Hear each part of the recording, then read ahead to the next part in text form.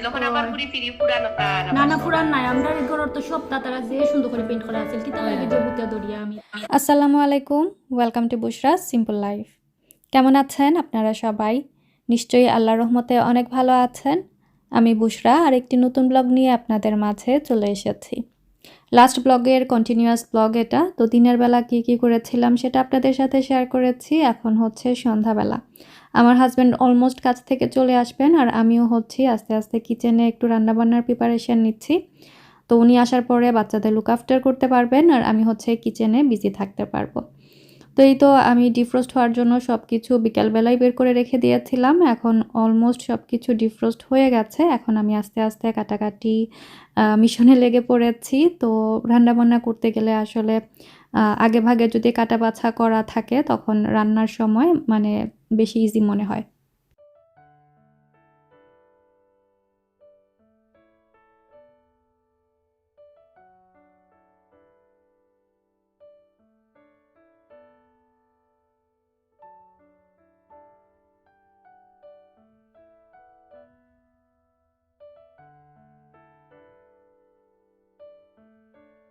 আজকে খুবই সিম্পল রান্নাবান্না করব, এত বেশি ঝামেলার কিছু নেই। আর আস্তে ধীরেই রান্না বসিয়েছি। তো এখানে একটা কুরমা রান্না করব, যেহেতু বাচ্চারা আসবে।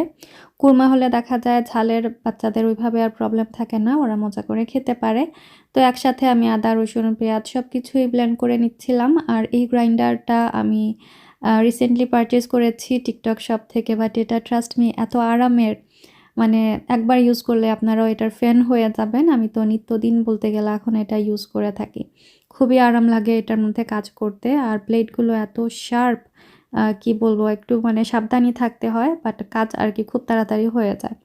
আর ধোয়াধুয়ি বা ক্লিনিংয়েও অনেক বেশি ইজি। তো এখানে হচ্ছে আমি পায়াটা গতকাল জালে বসিয়েছিলাম। আর রান্নার আগে এটা আমি আবারও গ্যাস অন করে রেখে দিয়েছিলাম। তো এটা অলমোস্ট রেডি হয়ে গেছে। এটার জন্য মোচা করে একটা বাগার দিয়ে দিচ্ছি। পায়ের মধ্যে আমি আমাদের সাতকরা সিলেটি সাতকরা দিয়েছি। এটার স্মেল খুবই মজা লাগে পায়ের মধ্যে। তো পায়ের মধ্যে বেশিরভাগই হাড্ডি ছিল। তো আমি কয়েক টুকরা মাংস এর মধ্যে এড করে দিয়েছি, এতে করে আর কি একটু মাংস পাওয়া যাবে। ওরা এমনভাবে রেডি করেছে এটার গায়ে কোনো মাংস ছিল না। তো যাই হোক, আমি একদিকে হচ্ছে পায়ের জন্য বাগার বসিয়ে দিয়েছি আর অপর পাশে কুরমার জন্য বাগারটা বসিয়ে দিয়েছি। আজকে রান্নাবান্না করতে আমার কাছে একটু ইজি মনে হচ্ছিল। নরমালি দেখা যায় আমাদের বাসায় মেহমান আসলে আমি অনেকগুলো রান্না একসাথে করি বা পরিমাণটা আর কি একটু বেশি থাকে। আজকে আমার মাথায় ছিল যে 10 জনের জন্য আমি রান্নাবান্না করছি। তো সব কিছুর পরিমাণই অল্প অল্প ছিল। তো আমার সব কিছু তাড়াতাড়ি হয়ে যাচ্ছিল, যেমন ধোয়াধুয়ি, ক্লিনিং, মানে চিকেন বা মিট ওইগুলো খুব তাড়াতাড়ি হয়ে গেছে। বাগারও বসিয়েছি, বাগারও খুব তাড়াতাড়ি হয়ে যাচ্ছিল।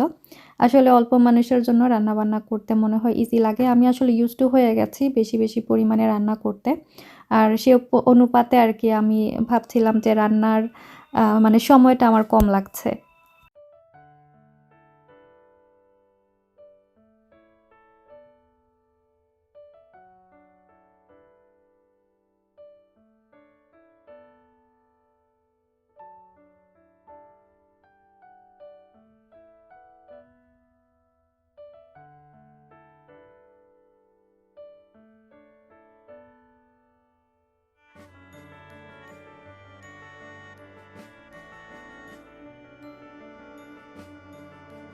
তো এদিকে পায়ার যে বাগারটা বসিয়েছিলাম সেটাও রেডি হয়ে গেছে। আমি একটু ডিফারেন্ট করে এটার বাগারটা দিই, তো মাশাআল্লাহ বেশ মজাই লাগে।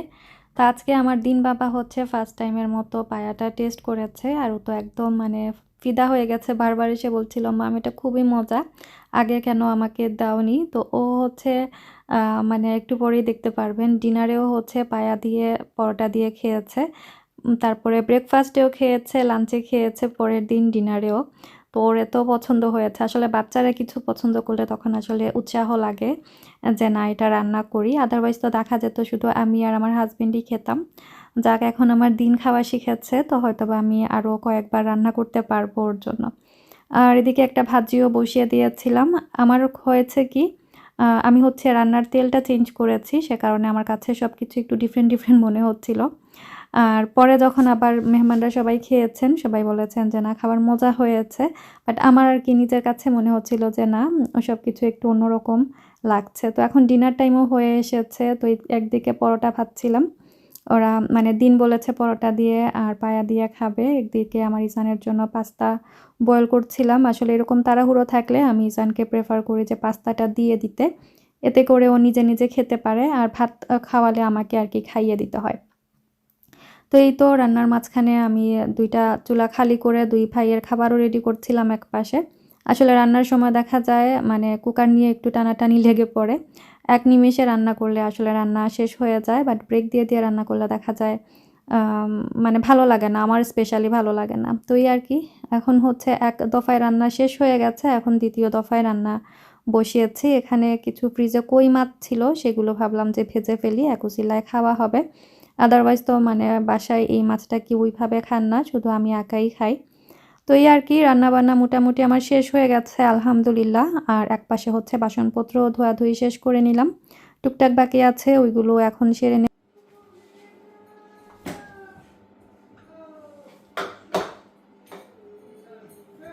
আমাদের মেয়েদের জিন্দেগি কি আজব! মানে রান্নাবান্না করার জন্য সবকিছু একদম বের করতে হয়। তারপরে ওগুলো ইউজ করার পরে আবারও ধোয়াধুয়ির কাজ, তারপরে আবারও একদম মুছে-টুছে আবার জায়গায় রাখা। মানে প্রতিদিন একই কাজ ঘুরে ফিরে। আর এই তো বাসনপত্র আবার মুছে, মুছে জায়গায় রাখছিলাম। আর মিট চিকেন যে বোলগুলোতে আমি ভেজাই ডিফ্রস্ট হওয়ার জন্য, তো ওইগুলো আমি বারবার ওয়াশ করি। আর কেন যেন আমার কাছে মনে হয় যে এগুলোর মধ্যে স্মেল থাকে। তো আমি একটু ঘ্রাণ দিয়ে দেখছিলাম যে এটার থেকে মিটের স্মেল গেছে কিনা।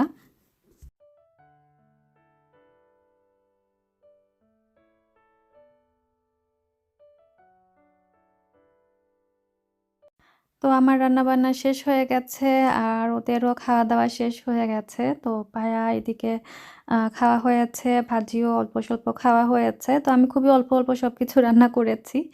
আর এই তো আমার কুরমাও রেডি হয়ে গেছে। বাসায় ডিম শেষ হয়ে গিয়েছে। তো এখন ডিমটা এড করতে পারিনি।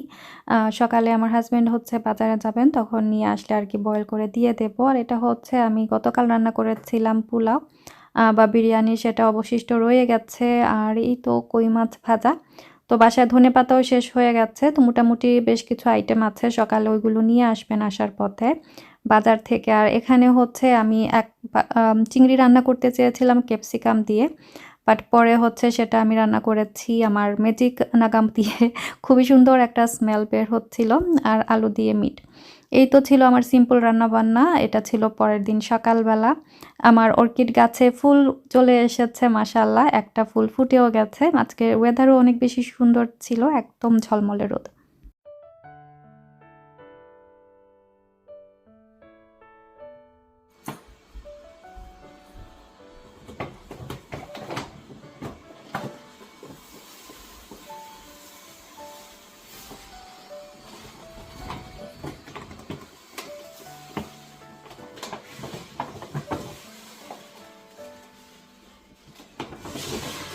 ফাইনালি গাড়ি থেকে চাল নামানো হয়েছে আর এটা হচ্ছে ডিসপেন্সারে নিয়ে নিলাম।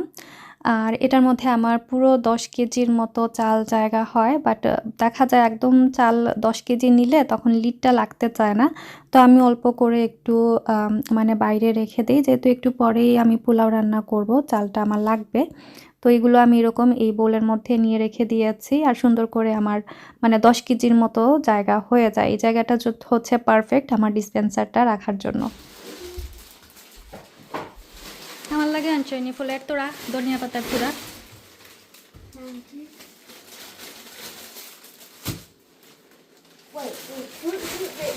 সো দিনের বাবা দিনকে টিউশন থেকে এনে তারপরে বাজারে গিয়েছিলেন। বাসায় টুকটাক কিছু লাগবে। আর টেস্কো, সেন্সবেরির বাজার মনে হয় সপ্তাহে ২ বার যেতেই হয়। তো এই আরকি বাসায় বাজার চলে এসেছে। আর আমি বলেছিলাম ফ্রেশ ধনেপাতা আনার জন্য। বাট বেচারা খুঁজে পাচ্ছিলেন না। তো আমার জন্য গাছ নিয়ে এসেছেন। এখন গাছ তো আমার কাটতে মন চাইছে না। তো এটাকে আমি সুন্দর করে এরকম সাজিয়ে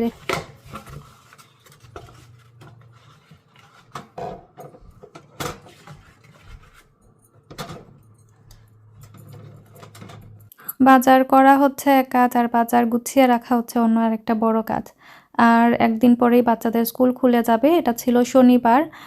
রবিবার পরেই বাচ্চাদের স্কুল খুলে যাবে। তো আমি মানে স্কুলের যে স্ন্যাক্সগুলো লাগে বা বাচ্চাদের স্ন্যাক্স ওইগুলো আনিয়েছিলাম। তো ওইগুলো একটু জায়গায় রাখতে হবে।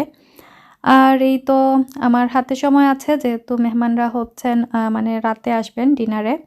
তো পুরো দিন বাকি আছে। তো ইজানের আজকে অ্যাপয়েন্টমেন্ট ছিল। তো আমি আজকে আর ওর সাথে যাব না। ওর বাবাই ওকে নিয়ে যাবেন। আর এর ফাঁকে হচ্ছে আর কি আমি ঘরে আরামসে ক্লিনিং এর কাজটা করতে পারবো। কালকে রাতেই তো রান্নাবান্না শেষ করে নিয়েছিলাম। তো এখন রান্নাবান্নার কোনো রাশ নেই। এখন শুধু ঘর গুছানোর পালা। তো আমি অলরেডি কাজে লেগে পড়েছি। ইজান আর ইজানের বাবাকে বিদায় দিয়ে হচ্ছে পুরো ঘর আমি ডাস্টিং করলাম। আর বিদেশের মাটিতে ডাস্ট কোথা থেকে যে আসে আল্লাহ তাআলাই জানেন। তো আমি ২টা বাথরুমও ডিপ ক্লিন করলাম আর ডাস্টিং এর কাজ করছি। আর সবার শেষে হচ্ছে হুভার আর মপ দেওয়ার ব্যবস্থা করব।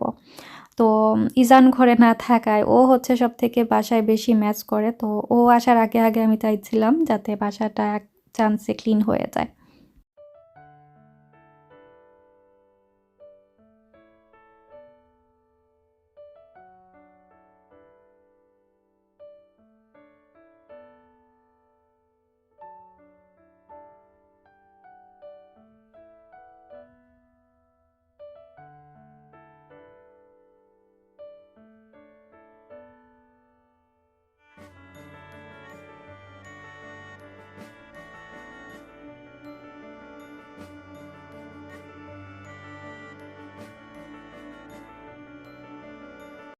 আমার হচ্ছে কাজ স্টার্ট করলে আমার আর কাজ স্টপ করতে মন চায় না। একটার পরে একটা শুধু চোখেই পড়ে আর করতে থাকি। আর সব রুম শেষ গুছানো, এখন শুধু এই রুমটা বাকি। এখানে কাপড় ছিল কিছু ড্রাই করার জন্য, তো ওইগুলো সব জায়গায় রাখতে হবে। আর আজকে আমি খুবই আরামসে একটা ফাঁকিবাজি কাজ করেছি। এটা আপনাদেরকেও বলে রাখি, আপনাদের কাজে লাগতে পারে। তো এখানে এতগুলো কাপড়, এগুলো ফোল্ড করে জায়গায় রাখার মতো আমার কোনো এনার্জি ছিল না। তো আমি একটা কালো বিন ব্যাগ নিয়েছি আর সবগুলো কাপড় হচ্ছে ব্যাগের মধ্যে ভরে একটা রুমের কর্নারে আরামসে রেখে দিয়েছি। যখন ফ্রি হব তখন আরামসে করব। আজকে এখন কাপড় গুছাতে লাগলে আমার হাতের আর বাকি কাজগুলো হতো না। সবসময় তো ফাঁকিবাজি টিপস দেই, তো আজকেও একটা ভালো টিপস দিলাম, অসময়ে কাজে লাগবে। তো মজা করলাম। আর এই তো এখন হচ্ছে সন্ধ্যা হয়ে গেছে। আমি মাঝখানে অনেক লম্বা একটা রেস্ট নিলাম। ইজানরাও চলে এসেছিলেন বাসায়। আর এখন ভাবলাম যে প্লেট বানিয়ে একটু গুছিয়ে রাখি, হাতে যেহেতু সময় আছে। তো আপনাদেরকেও তো বলাই হলো না আজকে আমার মেহমানকে। আসলে মেহমান না, আমি মেহমান বলবো না, ঘরের মানুষই বলতে গেলে। আপুর বেস্ট ফ্রেন্ড মোসানা আপা। আপনারা যারা আমার রেগুলার ভিউয়ার্স আপনারা জানেন, আমার বোনের বেস্ট ফ্রেন্ড, মানে আমারও বড় বোন মোসানা আপা আসবেন ওনার ভাবি আর বাচ্চাদেরকে নিয়ে। তো এই জন্যই আমার এত বেশি প্রেশার ছিল না, খুবই আরামসে আমি রিল্যাক্স হয়ে সব কিছু করছিলাম। তাই তো শেষ, এখন আমার সব কিছুই রেডি। আর এখন শুধু ওনাদের জন্য অপেক্ষা করব। ওনাদের আসতে একটু লেট হবে বলেছেন আগেই, যেহেতু ওনাদের ভাই হচ্ছে বাংলাদেশে যাচ্ছেন, আগামীকাল সকালে ফ্লাইট। তো সব কিছু একটু গোছগাছ করে আর কি আস্তে আস্তে আসবেন। আর এই তো এখন হচ্ছে আমি সুন্দর লাইটগুলো জ্বালিয়ে দিলাম। নতুন কিছু নিলে বা সুন্দর করে একটু ঘর সাজালে বারবার দেখতে ভালো লাগে। আমার সাথে তো এটা হয়। তো এই লাইটগুলো আমার এখন খুবই ফেভারিট, মানে লিস্টে আছে। তো এখন এগুলো অন করে দিলাম। আর পরে হচ্ছে আমি পোলাওটাও বসিয়ে দিয়েছি। আজকে মায়ের রেসিপিতে হচ্ছে পোলাও রান্না করলাম।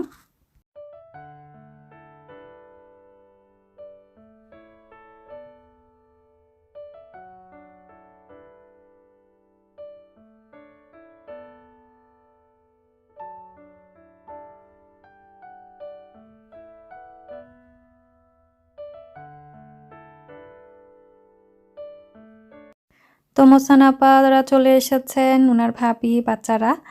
মোসান আপা থাকেন ম্যানচেস্টারে, আর উনার ভাবি মানে ভাইয়ের ফ্যামিলি আর কি এখানে থাকেন। তো দেখা যায় স্কুল হলিডেতেই উনার আসা হয়।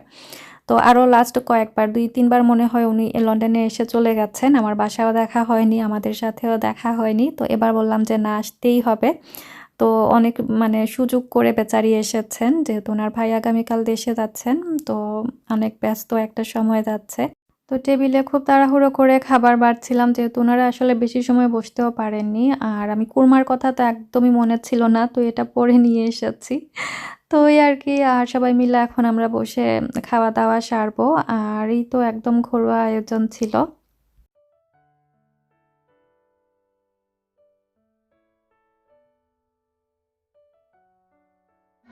কতবার লাগবো নিবে? খুব সুন্দর লাগবো। তা আবু, তোরা তো ভালো আমার ভালো লাখান কইলে না।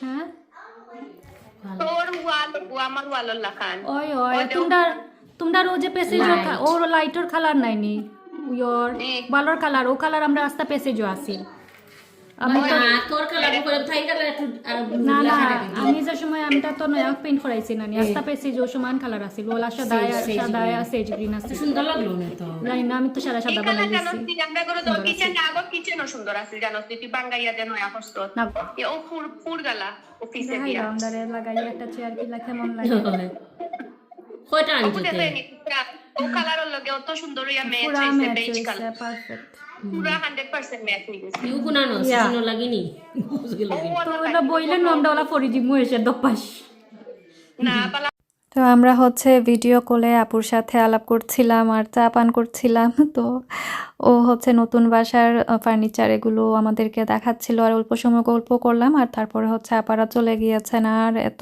পাগলামি করেছেন আপারা এত জিনিসপত্র নিয়ে এসেছেন আমার ঘরের এক কর্নার মনে হয় ভরে গেছে খাবার স্ন্যাক্স এগুলো দিয়ে প্লাস দিন ইজানের জন্য বড় বড় টয়েস আমার জন্য ডিনার সেট আর এদিকে হচ্ছে আমরা দুজনের জন্য সুন্না মাস্ক থেকে পারফিউম এসেছে এটা হচ্ছে আমার হাজবেন্ডের একদম মানে ফেভারিট একটা শপ আর এটা কিন্তু আমাদের আত্মীয়ের শপ তো এই আর কি আর সুন্না মাস্কের পারফিউমগুলো সবসময় বেস্ট থাকে তো এটা পেয়ে তো আমার হাজবেন্ড মহা খুশি থ্যাংক ইউ সো মাচ মোসানা আপা এত কিছুর কোনো প্রয়োজন ছিল না হইমু না থ্যাংক ইউ হইতান শুকরান ওহন নাকি তারও হই গেলানি শুকরান হইলা হ্যাঁ একটা সামনে মানে যে একবার আনছিল একটা নাম বলে গেছি বাট এক্স্যাক্টলি সমাজ মদিনা মক্কা থেকে এসেছে সামনে হগু কি দাদা হোক সেম ওইলা আপনি ইউজ করবে আমাদের নাম ফাইনাল ইগো নাম কিতা পারখড়ি